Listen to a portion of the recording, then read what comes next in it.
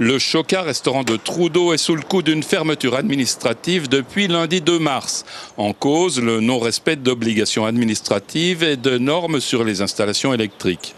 En 2024, l'établissement, qui bénéficie d'une AOT de 12 ans, avait envisagé l'installation d'un ascenseur pour desservir ses différents niveaux.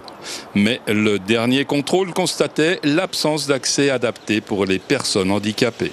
Une population trop souvent oubliée vers qui le manque d'efforts n'est pas sans poser problème. Peut-être pas sans problème, mais à regarder, quoi. Peut-être pas partout, quoi. Voilà. Il faudrait faire plus. Oui, oui. On peut toujours faire plus. Ouais. Moi-même, j'ai un fils handicapé. Mais quand il va marcher, il risque de tomber. Il n'a même pas des appuis, il n'a pas rien à certaines places. Certaines places, c'est bon. Mais bon, je pense qu'il faut aménager partout. Dans toute chose, je pense qu'il faut aménager. C'est très rare de voir des restaurants où vraiment il y a un passage pour les handicapés. Il n'y en a pas. Et ça, il manque vraiment, c'est vrai.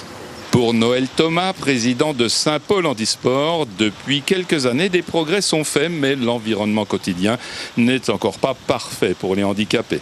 Tous les restaurants qui se remettent un petit peu à neuf font des efforts sur l'accessibilité. C'est vrai qu'on a de moins en moins de problèmes avec les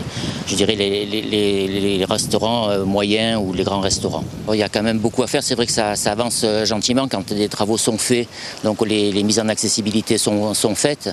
Sauf qu'on arrive à des incohérences aussi où on met d'un côté un passage pour piétons, d'un côté accessible et de l'autre côté vous vous retrouvez avec une marche de 20 cm de haut.